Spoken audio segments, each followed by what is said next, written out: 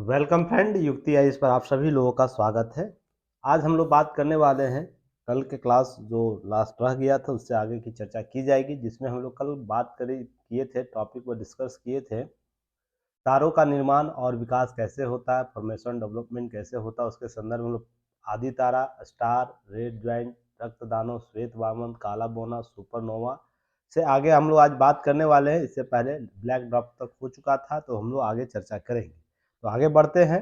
तो like share subscribe जरूर कीजिए, युक्ति है इसको सपोर्ट कीजिए और इस बेल आइकन को जरूर दबाइएगा। और साथ ही साथ आप इस बार कोड से क्या कर सकते हैं, स्कैन कर सकते हैं गूगल स्कैनर से, और हमारे टेलीग्राम चैनल से जुड़ सकते हैं। आज से टेलीग्राम चैनल पर क्विज पुनः प्रारंभ होगा, जो इवनिंग में 10 पीएम में आप लोग को स्टार्ट होता है। महत्वपूर्ण 20 से 25 क्वेश्चन आपको दिए जाएंगे, आपको उसमें शामिल हो सकते हैं। जो भी लोग सुन रहे हैं, या तो युक्ति है इसको टाइप कीजिएगा टेलीग्राम पर जाके, तो हमें वहाँ पाइएगा, तो इससे भी आप हमसे जुड़ सकते हैं। तो चलिए जुड़ने का प्रयास कीजिएगा, हम लोग आपको 10 पीएम में मिलेंगे। युक्तिया इस प्लेटफॉर्म पर आते हैं तो क्या मिलता है आप लोगों को, बहुत से टेस्ट सीरीज मिलेंगे और bilingual UPSC state PCS related test आपको अवेलेबल है। युक्तिया इसका ऐप जरूर डाउनलोड करके एक बार देख सकते हैं, और ऐप आप लोग गूगल प्ले स्टोर से और एप्पल स्टोर से डाउनलोड कर सकते हैं। दोनों वर्जन में आप लोग अवेलेबल है, तो आप इसका लाभ लीजिए डाउनलोड करके, और जितने भी कंपटीटिव एग्जाम है इसका भी आप लोग लाभ ले सकते हैं। साथ ही साथ यूपीएससी सीएससी बैच चल रहा है, इसको भी आप लोग ज्वाइन कर सकते हैं। बहुत ही लो प्राइस पर रहता है। यूपीपीसीएस आपको 2023 टारगेट बैच है, इसे भी आप ज्वाइन कर सकते हैं। टॉपिक वाइज आपको सीरीज है, इसका भी आप लाभ ले सकते हैं। 69 बीपीएससी टारगेट बैच है, इसका भी आप लोग लाभ ले सकते हैं। जीएस कैप्सूल सीरीज है, इसका भी लाभ ले सकते हैं आप लोग। दैनिक जागरण न्यूज़पेपर एनालिसिस है, इसका भी आप लोग लाभ ले सकते हैं। यूपीएससी मेंस आंसर राइटिंग ये भी प्रोग्राम चलता है, तो आप इससे भी जुड़ने का प्रयास कीजिएगा। कल के क्लास में हम लोग चर्चा कर चुके हैं, तारों का निर्माण और विकास कैसे होता है, उससे संबंधित जानकारियां सभी पर हम लोग बात कर चुके हैं। तो आगे हम लोग चर्चा करेंगे। आगे जब हम लोग तारों का लाइफ सर्किल देखे थे, कैसे होता है लाइफ सर्किल, इसका क्या होता है, आदि तारा क्या होता है, तारा स्टार उसका कोर पार्ट क्या होता है, रक्तदानव रेड ज्वाइंट क्या होता है, इसके संदर्भ में बात करें। श्वेत वामन हम लोग व्हाइट ड्वार्फ के बारे में चर्चा कर चुके थे। काला बोना भी ब्लैक ड्वार्फ के बारे में हम लोग बात कर चुके थे। अब सुपर नोवा के बारे में हम लोग चर्चा करेंगे। मैं उम्मीद करता हूँ कल की क्लासेज आपको बेहतर लगी होगी, कमेंट सेक्शन में जरूर बताइएगा। साथ ही जो चीज़ें आप लोग को दी जा रही है, बहुत ही अफोर्डेबल प्राइस पर दिया जा रहा है, तो इसका लाभ जरूर लीजिए सभी लोग। तो ध्यान रखिएगा, सुपरनोवा तारा की बात जब हम करेंगे तो पहले जो चर्चा हो चुकी है आपको ब्लैक ड्वार्फ तक, उससे आगे हम लोग चर्चा बढ़ेंगे। तो ध्यान रखिएगा, इस सुपरनोवा तारा के संदर्भ में जब भी चर्चा होगी तो क्या होगा, वो ऐसा तारा होगा जिसमें बात की जाएगी यह सूर्य से कई गुना, वर्तमान जो सूर्य हमारा है से क्या होगा, कई गुना गुना द्रव्यमान वाले भारी और रक्तदान की अवस्था में होगा। द्रव्यमान भारत सूर्य से कई गुना ज़्यादा अधिक हो जाएगा द्रव्यमान इसका, और कैसा हो जाएगा, भारी, और क्या होगा, भारी और रक्त दानव, अर्थात जो हम लोग दानव बात करते हैं, रेड जाइंट अर्थात आरजी हो जाएगा यह। और आप लोगों को मैंने कल भी बताया था, रेड जाइंट कब स्थिति आता है, जब उसके केंद्र में बहुत ही ताप बढ़ जाता है। तो इस तरह कारण वो क्या होता है, इसका क्रोड अधिक सिकुड़ता जाता है।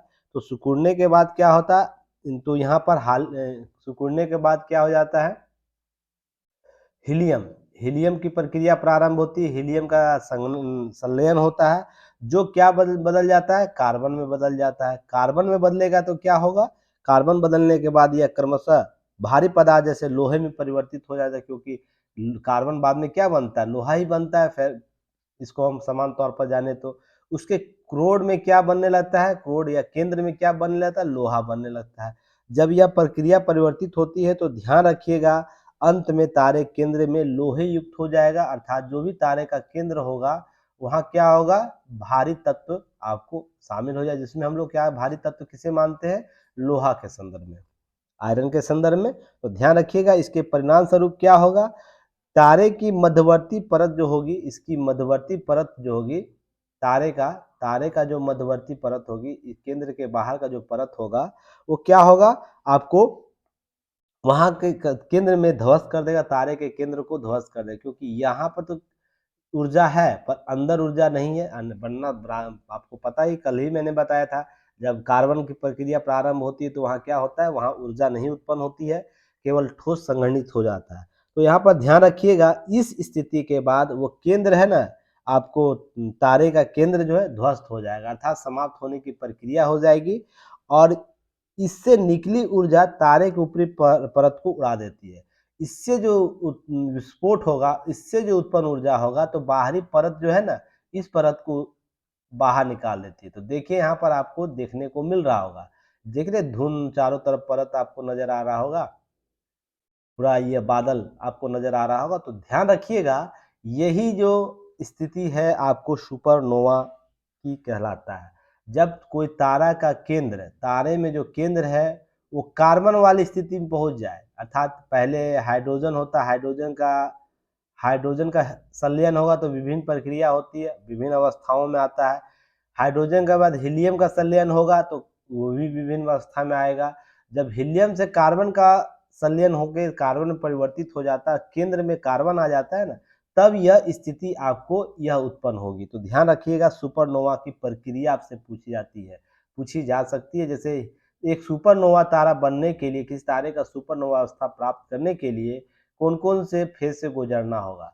तो ध्यान रखिएगा, यहाँ पर मैंने आपको डायग्राम में भी देखिएगा, इसी प्रक्रिया से वो आगे बढ़ेगा या इस प्रक्रिया से आगे बढ़ेगा। तो यहाँ क्या है, रेड ज्वाइंट बन सकता है, राल दक्तानो, या तो आपको व्हाइट ज्वाइंट बात किया था ना कल के क्लास में, तो दोनों अवस्था के बाद ही सुपरनोवा की स्थिति आएगी, पर दोनों अवस्था से गुजरकर सुपरनोवा बना जा सकता है।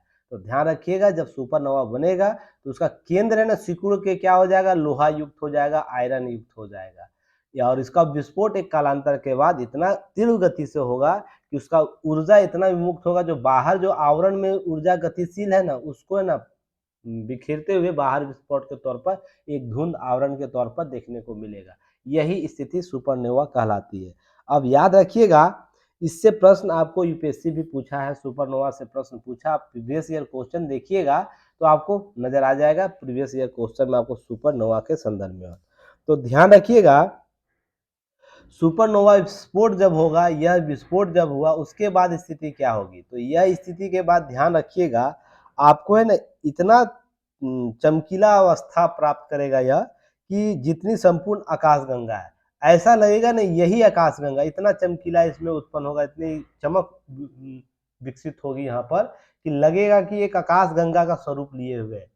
तो वहाँ पर आकाशगंगा में बहुत से तारों का संग्रह होता है ना, तो ध्यान रखिएगा। और मैंने आप लोग को एक वीडियो भेजा था ग्रुप में, तो आप उस वीडियो को जरूर देखिएगा, आइज और आकाशगंगा का रिलेशनशिप, तो आपको वहाँ पता चल जाएगा कितने आकाशगंगाओं में यह प्रक्रिया आपको कितने तारों के साथ होते रहती है पूरे ब्रह्मांड में। तो यह घटना ध्यान रखिएगा, इस विस्फोट के बाद, जो सुपरनोवा विस्फोट के बाद जो सुपरनोवा से जो शॉक वेव निकलेगा, याद रखिएगा, शॉक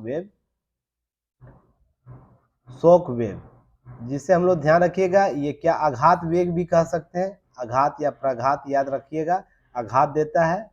तो यह आघात वेग जैसे ही निकलेगा तो याद रखिएगा, यह आघात वेग गैसों का झुंड होता है, या गैसों का क्या होता है, गैसों का मेघ होगा। और सभी ध्यान रखिएगा, यही प्रक्रिया से आपको अंत होता है तारों का, इसके आगे भी हम बात करेंगे। तो इस गैसीय बादल से जो तारों की एक नई पीढ़ी का सृजन होगा, तो याद रखिएगा, इस सुपरनोवा स्थिति के बाद क्या होगा, एक नए तारे की पीढ़ी का सृजन होता है, पीढ़ी का।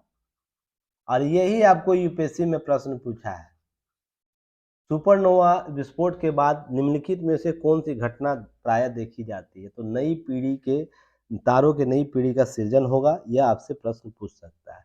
नेक्स्ट हम लोग बात करेंगे न्यूट्रॉन तारा। तो न्यूट्रॉन तारा क्या है, इसे भी आप लोग देख लीजिए, यहाँ से प्रश्न आपको पूछा गया है। तो ध्यान रखिएगा, जब तारे का विशाल जो तारा है वो अंतिम अवस्था में होगा, तो ध्यान रखिएगा, अंतिम अवस्था में जब होगा तारा, अंतिम अवस्था में होगा तो क्या होगा, याद रखिएगा, अंतिम अवस्था में होगा। तो अंतिम अवस्था में पहुंचते ही यह सुपरनोवा विस्फोट करता है, सुपरनोवा विस्फोट करता है ना, अभी जस्ट चर्चा में लास्ट स्लाइड में किया हूं। तो विस्फोट के बाद जो बचता है केंद्रीय भाग, इस तारे का जो केंद्रीय भाग कुछ भाग परत बच जाता है, तो ध्यान रखिएगा उस केंद्र उस केंद्रीय भाग का जो अत्यधिक घनत्व और कुछ व्यास वाले मिल में यह रहता है, अर्थात इतना ठोस होता है कि उसका विस्फोट इतने ऊर्जा के बावजूद भी नहीं हो पाता उसकी समाप्ति। तो मान लीजिए ये इतना बड़ा ठोस वाला कोई तारा रहा था जो सुपरनोवा स्थिति में गुजरा। तो मान लीजिए विस्फोट के बाद वो इतना ही बचा उसका केंद्र, ठीक है? तो यह केंद्र जो है ना, यह केंद्र आपको ध्यान रखना, यह केंद्र न्यूट्रॉन तारा का निर्माण कर देता है। ध्यान रखिए जो शेष सुपरनोवा के बाद जो बचा हुआ केंद्र होगा ना, वही न्यूट्रॉन तारा कहलाएगा। क्लियर यहाँ तक? यहाँ तक कोई डाउट है तो मैसेज ड्रॉप कीजिएगा। तो जो यह शेष बचा हुआ केंद्र होगा सुपरनोवा के बाद, वही आपको न्यूट्रॉन तारा कहलाएगा। और ध्यान रखिएगा न्यूट्रॉन तारा में सभी जो चीजें हैं आपको न्यूट्रॉन रूप में संग्रहित हो जाएगी। इसका जो पार्ट अंदर का जितना भी होगा सारा न्यूट्रॉन में परिवर्तित रहेगा और न्यूट्रॉन में ही आपको क्या होगा, आपको चीज़ों को देखने को मिलेगा। अब ध्यान रखिएगा यह अपने अक्ष पर एक सेकंड में आपको 30 बार है ना आपको रोटेशन कर जाता है, ठीक ना? इसके इसलिए मैग्नेटिक फील्ड भी निर्माण कर लेता है। तो याद रखिएगा यह जो न्यूट्रॉन तारा का जो केंद्र देख रहे हैं ना, यह तारे का जो केंद्र देख रहे हैं, इनर कोरर है, आउटर कोरर है, इनर क्रस्ट है, आउटर क्रस्ट है और एटमॉस्फेयर है इस तारे न्यूट्रॉन तारे का।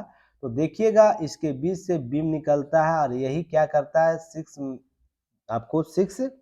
माइल्स बीम के तौर पर इसे जाना जाता है। तो इस यहाँ पर जो यह अपने मैग्नेटिक फील्ड का निर्माण कर देता है और यही फील्ड है ना क्या करे अपने अक्ष पर 30 से आपको 30 बार घूमता है। कितनी बार? 30 बार।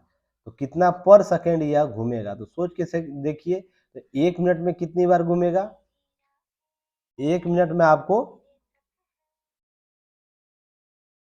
1 मिनट में फिर आपको घूमेगा, आपको फिर 1 घंटे में कितना घूमेगा? 1 सेकंड।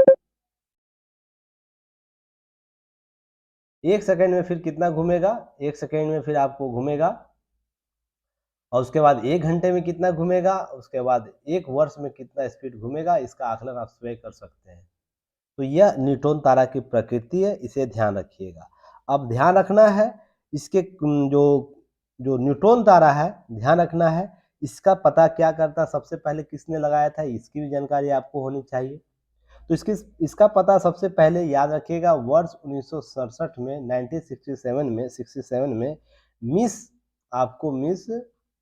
आपको जॉकलिन बेल के द्वारा लगाया गया था। किनके द्वारा? जॉकलिन बेल के द्वारा लगाया गया था, मिस जॉकलिन बेल के द्वारा सबसे पहले 1967 में। अब एक चीज और ध्यान रखिएगा, रेडियो इसके बाद क्या होता है, इस स्थिति के बाद आपको रेडियो तरंग यहाँ से विसर्जित होता है। क्या? रेडियो तरंग।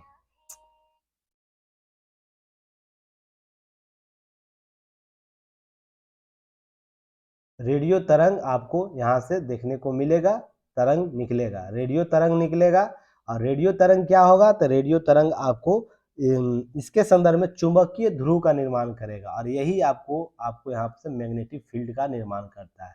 तो ध्यान रखिएगा आपको न्यूट्रॉन तारे में ये सब टर्मिनोलॉजी पूछा जा सकता है। अंतिम अवस्था क्या होता है, सुपरनोवा अवस्था क्या होता है, इसका केंद्र क्या हो जाएगा, उसका केंद्र किससे निर्मित होगा, किस अवस्था के बाद निर्मित होगा, या रेडियो तरंग होगा तो उसके बाद किस टर्मिनोलॉजी का किस अवस्था में परिवर्तित तो यह चुंबकीय क्षेत्र क्रिएट करेगा, उसके बाद यह इस प्रकार से व्यवहार करेगा। अब हम लोग बात करेंगे ब्लैक होल कृष्ण वेबर के बारे में और यह प्रकृति का ब्रह्मांड का सबसे अनचाहा और इस प्रकार समझ सकते हैं कि अदृश्य घटना है जिसे हम लोग देख नहीं सकते हैं। क्योंकि कैसे देखेंगे, अगर मान लीजिए इससे आप लोग पढ़ते होंगे ना, इस ब्लैक होल से हम प्रकाश को भी नहीं देख सकते, प्रकाश भी नहीं गुजर सकती है। तो हम कैसे देखेंगे जब प्रकाश ही नहीं गुजरेगा? तो ऑब्जेक्ट को देखने के लिए क्या प्रकाश उस पर पड़ना जरूरी है ना, तभी ना हम किसी वस्तु विषय को हम ऑब्जेक्ट को हम देख सकते हैं कि उसका सर कैसा है, पैर कैसा है, हाथ कैसा है, तभी देख सकते हैं इसकी आकृति कैसी है, तभी हम देख सकेंगे ना। जब हमारे रेटिना से किसी प्रकार वस्तु का प्रतिबिंब हमारे पास आएगा तो ही ना हम देख पाएंगे। तो ध्यान रखिएगा, जब हम ब्लैक होल से प्रकाश ही गुजर नहीं पाएगी तो हम इससे ऑब्जर्व कैसे करेंगे। तो ध्यान रखिएगा, इसका आकलन ऐसे किया जाता है, उसके मान लीजिए पूरे ब्रह्मांड में, इस ब्रह्मांड में देख रहे हैं बहुत से तारे, असंख्य तारे हैं, असंख्य तारे हैं, इसके बीच में कोई तारा का ब्लैक होल प्रक्रिया प्रारंभ है, अर्थात अंतिम अवस्था प्रारंभ है। तो याद रखिएगा, यह एक तारा होगा यहाँ पर, तो इसके आसपास जितने तारे हैं ना, एक चक्रीय गैसीय आवरण का निर्माण करेंगे और इसके चक्कर काटेंगे, इसके चारों ओर एक सर्कुलेशन में चक्कर काटेंगे। और ये ब्लैक जो बीच का देख रहे हैं ना, ये पार्ट पूरी तरह खाली रहेगा, खाली अवस्था रहेगा।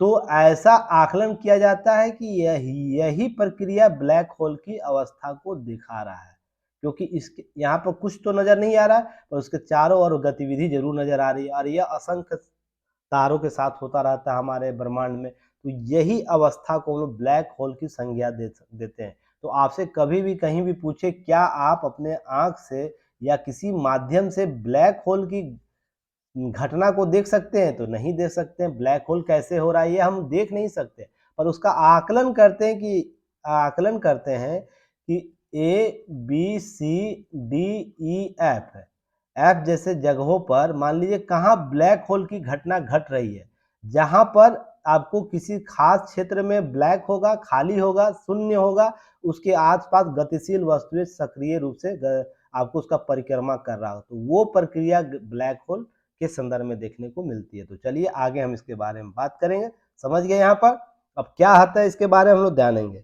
तो ध्यान रखिएगा, जब हम किसी न्यूट्रॉन तारा का, जब हम सारे स्टेप बाय स्टेप पढ़ लिए, पहले तारे का छोटा बीम होता है, फिर तारा बनता है, फिर उसके बाद हम लोग आ जाते हैं सुपरनोवा के, पहले सुपरनोवा तक आ जाते हैं। सुपरनोवा न्यूट्रॉन तारा बनेगा, और न्यूट्रॉन तारा क्या होगा, जब न्यूट्रॉन तारा बन जाएगा, असीमित द्रव्यमान उसका हो जाएगा, अंततः एक बिंदु पर वह संकेंद्रित हो जाएगा, और सभी एक बिंदु पर जाकर संकेंद्रित होते हैं। तो ये बिंदु पर जब संकेंद्रित हो जाएगा, तो ध्यान रखिएगा, यहाँ ऐसे बिंदु पर क्या होता है, असीमित आपको द्रव्य घनत्व वाले, असीमित घनत्व वाले क्या होता है, द्रव्य का निर्माण होता है, द्रव्य का निर्माण होगा।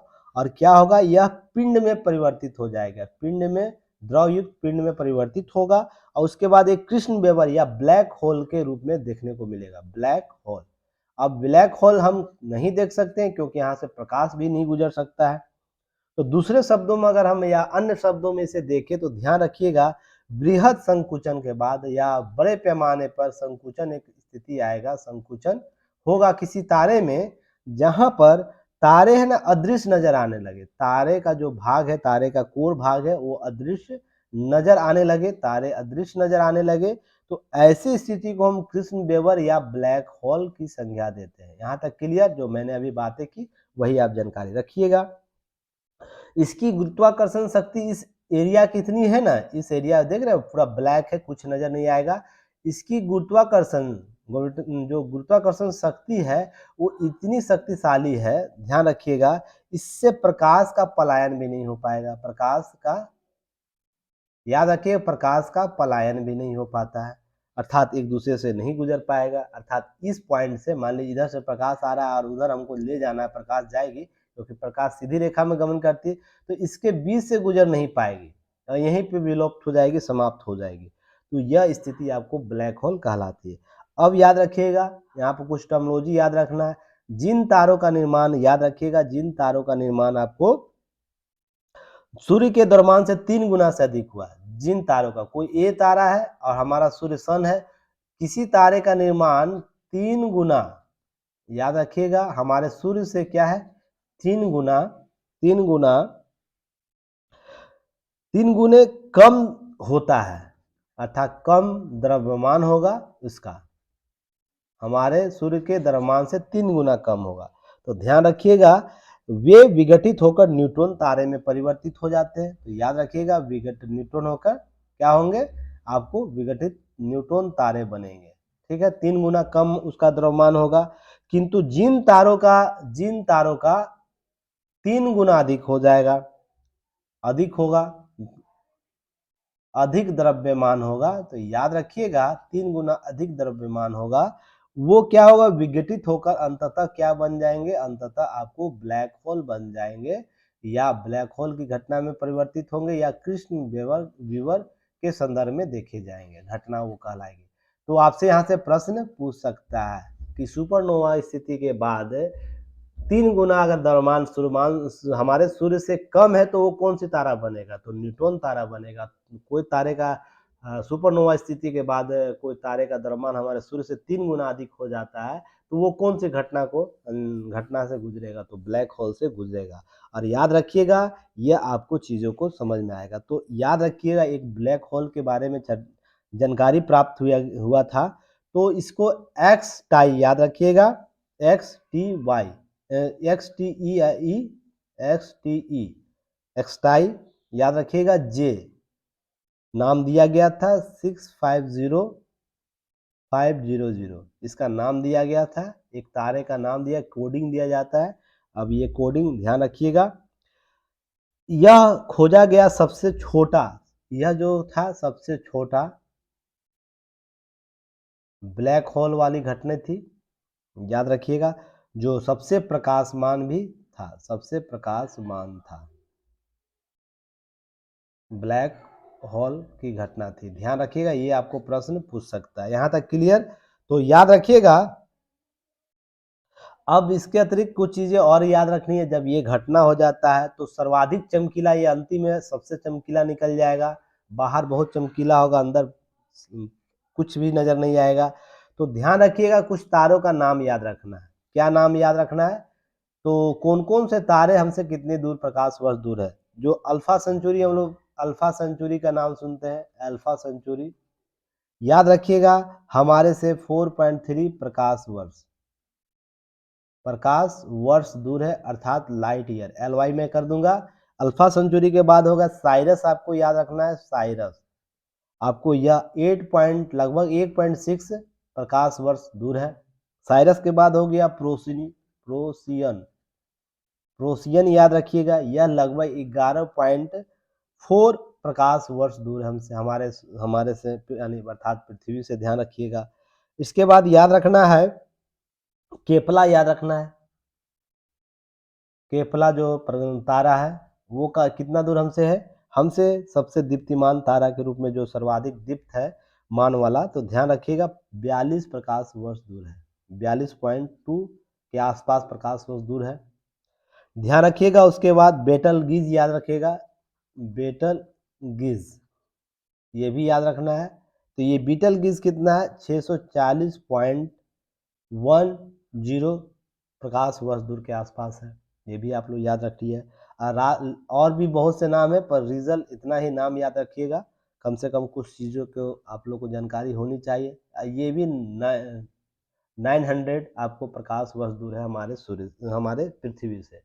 तो सबसे नजदीक का, जो सबसे दीप्त तारा जो होगा, सबसे दीप्त दीप्त सर्वाधिक दीप्त तारा, तारा कौन है, तो ये भी आपसे प्रश्न पूछ सकता है। तो अल्फा सेंचुरी है, जो आपको अल्फा बीटा मैंने पढ़ाया था, अल्फा सेंचुरी 1, अल्फा सेंचुरी 2, तो याद रखिएगा, वो आपको सबसे नजदीक का दीप्त तारा है। तो ये भी आपको प्रश्न पूछा जा सकता है।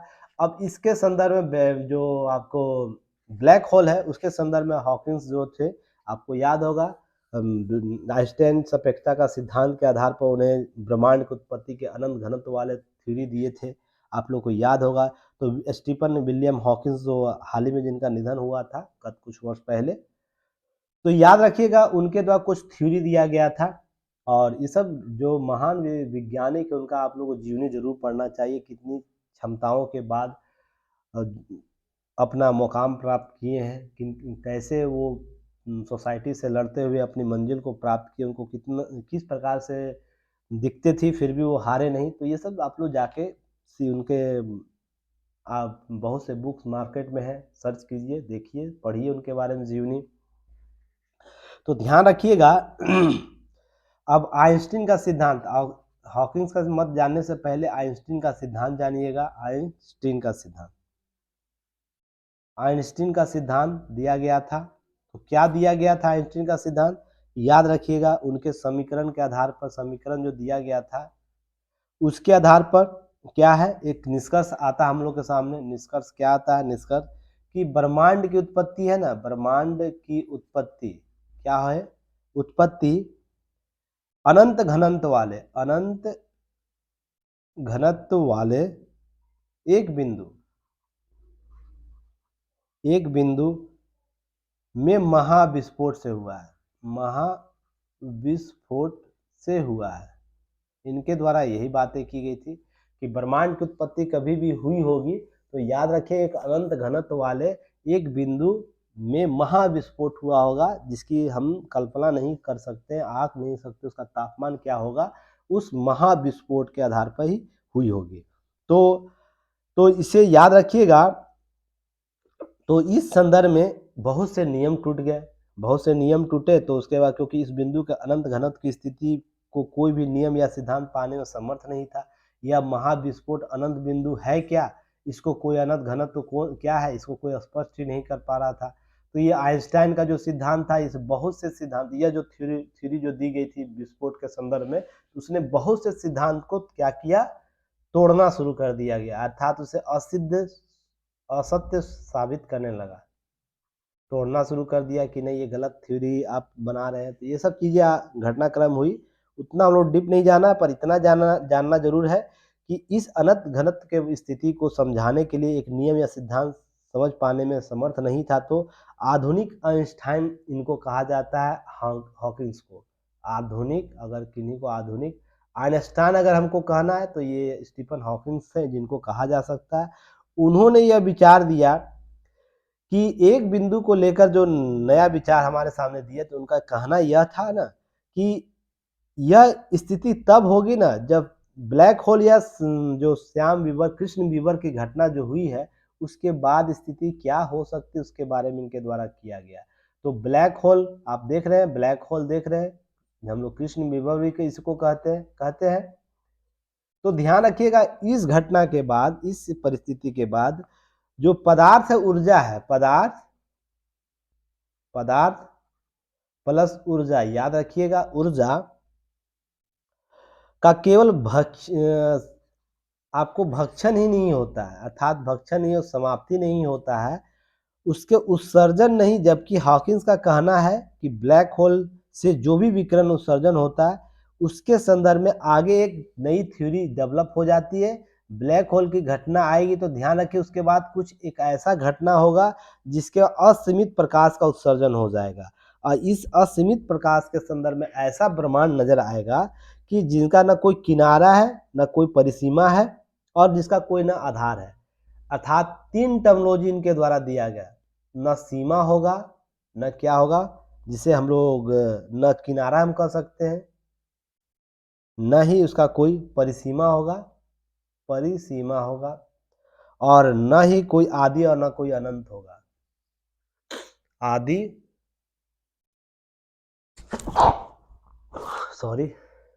आदि न अनंत होगा।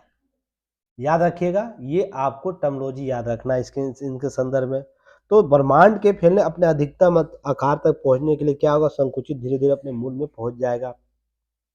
तो ध्यान रखिएगा, इसका जो टर्मिनोलॉजी बताया गया था इतना प्रकाश दीप्त हो जाएगा ना कि आपको इस तरीके से आपको श्वेत चमकीला, सबसे चमकीला वस्तु के रूप में नजर आएगा। तो यह ब्लैक होल की थ्योरी के संदर्भ में विचार है, अर्थात वो ऐसा स्थिति हो जाएगा जहां पर ना कोई सीमा है, ना कोई किनारा है, कोई परिमाप है, ना आदि है, ना अंत है। तो ये सब कॉन्सेप्ट आपको याद रखना है, ये सब चीजें आपसे प्रश्न पूछी जा सकती है। उसके बाद याद रखिएगा, कुछ प्रश्न आपको एक्स्ट्रा आपको जानकारी रखनी चाहिए। जब लाल तारा होता है, जैसे लाल तारा पहले मैं चर्चा किया था कुछ लास्ट क्लास में, तो याद रखना है कि लाल तारा जब होगा उसका तापमान क्या होगा।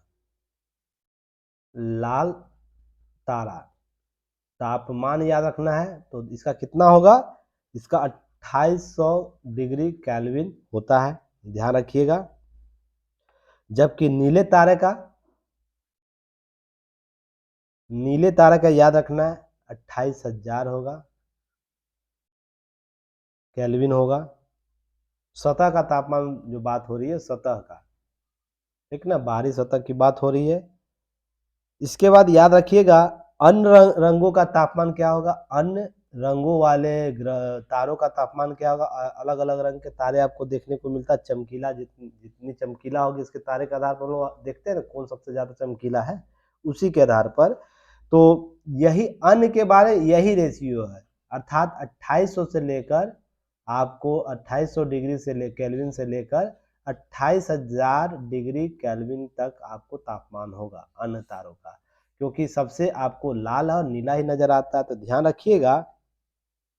और सूर्य की सतह का तापमान कितना है, सूर्य के सतह का तापमान आपको मैंने ज्वाइंट में दिखाया भी था। सूर्य का सतह का तापमान कितना है, आपको लगभग 5500 डिग्री के सेल्सियस से लेकर आपको 6000 डिग्री सेल्सियस, ये है ना, आपको प्रश्न में पूछा भी जाता है बहुत जगह। तो ये आपको उसका जो रंग है हल्का पीलापन है, पीलापन लिए हुए है, यह ना अधिक लाल है ना नीला है। तो हरा हम ऑरेंज कलर का बोलते हैं ना, तो ये बीच वाली स्थिति है, इसलिए आपको ये कलर याद रखना है। अब कुछ टर्मिनोलॉजी आपको और भी चीज़ें जानकारी होनी चाहिए, जैसे इसके अतिरिक्त आपको जानकारी होनी चाहिए कि नीला श्वेत हो गया, उसके बाद श्वेत तारे का कितना होगा, श्वेत तारे का कितना होगा, श्वेत तारा का तो ध्यान रखिएगा यह 10,000 से लेकर डिग्री केल्विन से लेकर 7500 केल्विन के आसपास होगा।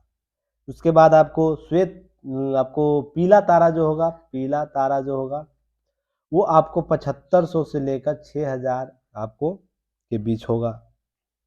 ध्यान रखिएगा। इसके बाद लाल जो नारंगी जो होगा, नारंगी जो होगा 4900 से लेकर 3500 केल्विन के आसपास होगा। ये आपको जानकारी होनी चाहिए। अब याद रखिएगा, पृथ्वी और सूर्य के बीच की औसत दूरी नापने के लिए क्या हम लोग यूज करते हैं, खगोलीय औसत दूरी की माप करते हैं, जिसे हम लोग AU कहते हैं। ये सूर्य है और यह पृथ्वी है, इसके बीच के अर्थ और सन के बीच की दूरी को हम नापने के लिए AU का प्रयोग करते हैं। और ये एक आपको याद रखना है, AU बराबर कितना होता है, 1.4 आपको 96 इंटू 10⁻11 10⁻11 याद रखिएगा, यह मीटर में होता है। यह भी आपको जानकारी होनी चाहिए। अब नेक्स्ट क्लास में हम लोग बात करेंगे, ध्यान रखिएगा, सूर्य के बारे में, उसका आंतरिक संरचना कैसे है, इसे हम लोग समझ लेंगे अच्छे तरीके से। सूर्य का क्या है, आंतरिक